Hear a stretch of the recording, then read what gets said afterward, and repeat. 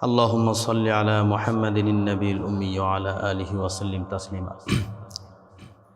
এখন আমরা কিভাবে পাগড়ি বাঁধতে হয় সেটা আমার ছাত্র হাফেজ মাওলানা মুফতি ইমরান মাযহারি সাহেবকে পড়াইয়ে আমরা সেই সুন্নত আদায় করব ইনশাআল্লাহ। আসলে মানুষে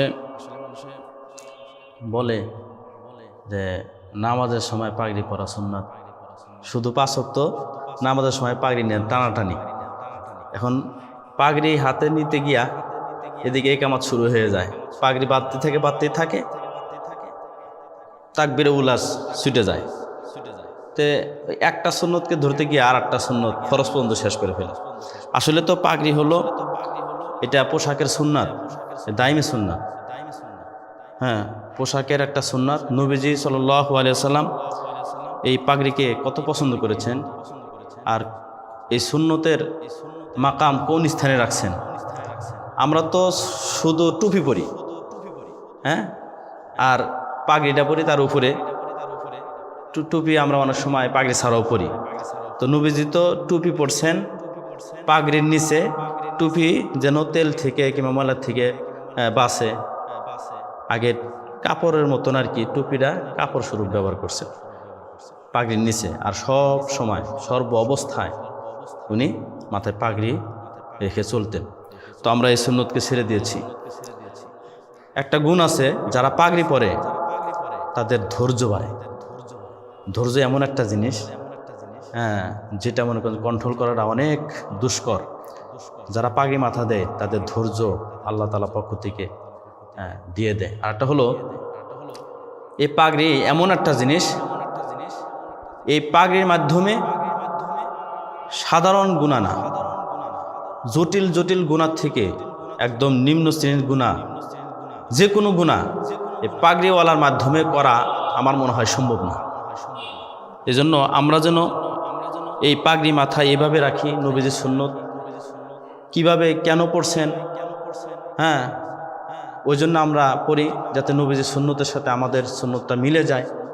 আর কিয়ামত পর্যন্ত আনেওয়ালা যত উম্মত আসবে, ওলামা একরাম এবং তোলাবায়ে ইলম এবং সমস্ত মুসলমান ভাইরা যেন পাগড়ির প্রতি আল্লাহর উৎসাহ হয়।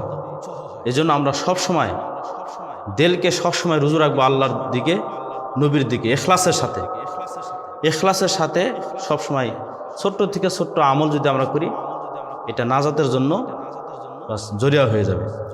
এজন্য সবসময় মনের ভিতরে এটা রাখা যে আল্লাহ তাআলা আমার আমলটা দেখতেছেন, আমি আমলটা করতেছি আল্লাহকে রাজি খুশি করার জন্য, মানুষের সম্মান না, নিজের সৌন্দর্য না, আল্লাহকে পাওয়ার জন্য। আর পাগড়িতে দেখা যায় সবসময় মানুষের স্টাইলের জন্য পরে না। পাগড়ি তো এমন সুন্নাত যেটা মাথায় দিলে অটোমেটিক আপনার সৌন্দর্য চেহারায় চলে আসবে। তা আপনার সৌন্দর্য ইচ্ছা করলেও সৌন্দর্য আল্লাহ তাআলা দিবে, ইচ্ছা না করলেও দিবে। আমি যদি আল্লাহর সন্তুষ্টি, নবীজির সন্তুষ্টির জন্য পাগড়ি পরি, আল্লাহ তাআলা আমার চেহারার ভিতরে সৌন্দর্য দিবে, মনের ভিতরে সৌন্দর্য দিবে, আমলের ভিতরে সৌন্দর্য দিবে, হ্যাঁ, আর সমস্ত গুনাহ থেকে বাঁচার একটা হাতিয়ার। এজন্য ইনশাআল্লাহ শুধু নামাজের আগে পাগড়ি পরতে হবে বিষয়টা এমনটা না, সব সময় যেন আমাদের মাথায় পাগড়ি থাকে।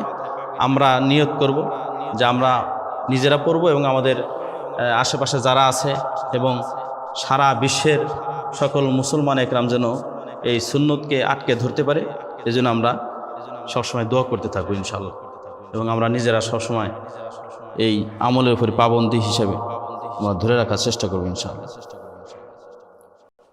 পাগড়ির প্রথম লেজটা যেটা নিচে থাকে, প্রথমে যে এই যে লেজটা, এটা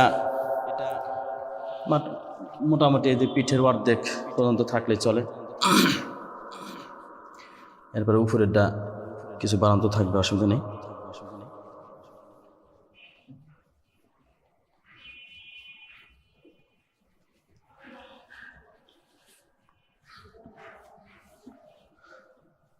আস্তাগফিরুল্লাহ রাব্বি মিন কুল্লি যামবি ওয়া আতুবু ইলাইহি, লা হাওলা ওয়া লা কুওয়াতা ইল্লা বিল্লাহিল আলিয়্যিল আযীম।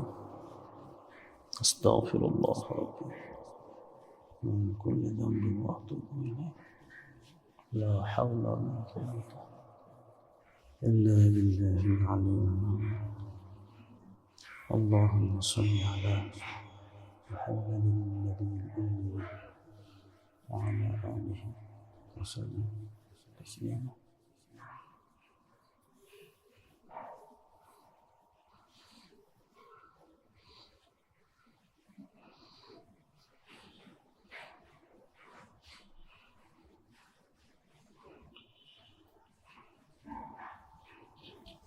তো কয় পেজ দিছে আগে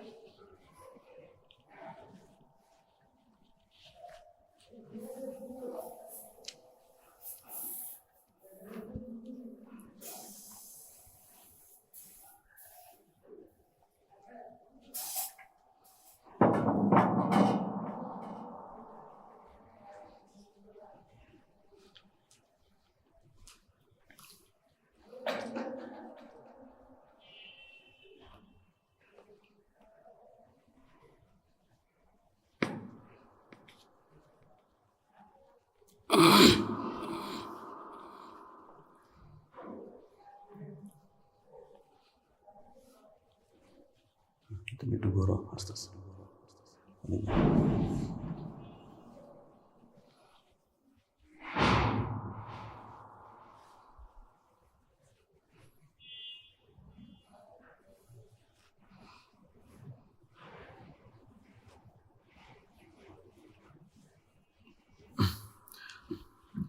যেটা এটা কিন্তু উপরের ডাচতে এটা কিন্তু একটু বড় প্রায় এই উপরের ডাচাতে তোমার 3 ভাগ